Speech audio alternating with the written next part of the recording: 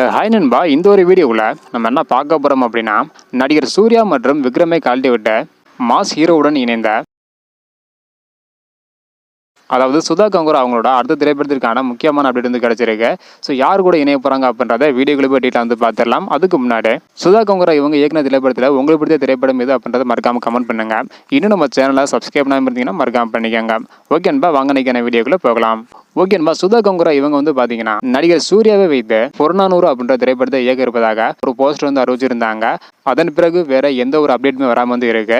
So படமும் தாமதமாக வரும் அப்படின்றது கன்ஃபார்ம் ஆயிருச்சு. இந்த ஒரு காரணத்தினால சுதா கங்குரா அவர்கள் அடுத்த திரைப்படத்தை இயக்க ரெடி ஆயிட்டாங்க.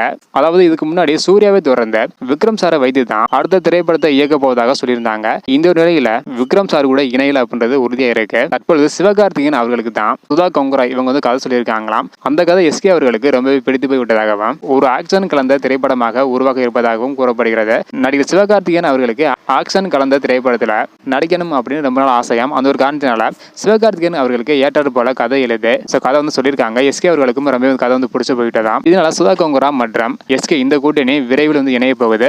ஸோ அதற்கான அறிவிப்பு வந்து பார்த்தீங்கன்னா விரைவில் வரும் என எதிர்பார்க்கப்படுகிறது. வெயிட் பண்ணி பார்க்கலாம் நண்பா. சுதா கங்குரா இவங்க நடிகர் சூர்யா சார் மற்றும் விக்ரம் சார் இந்த இரண்டு பேருமே ஒதுக்கி தற்பொழுது சிவகார்த்திகேயன் அவர்களோட வந்து இணைய போறதா சொல்லியிருக்காங்க. இதை பத்தி உங்களோட கருத்து என்ன அப்படின்றத மறக்காம கமெண்ட் பண்ணுங்க. இந்த வீடியோ பார்த்தீங்கன்னா மறக்காம எல்லாருக்குமே ஷேர் பண்ணுங்க. ஓகே நண்பா, தேங்க்யூ.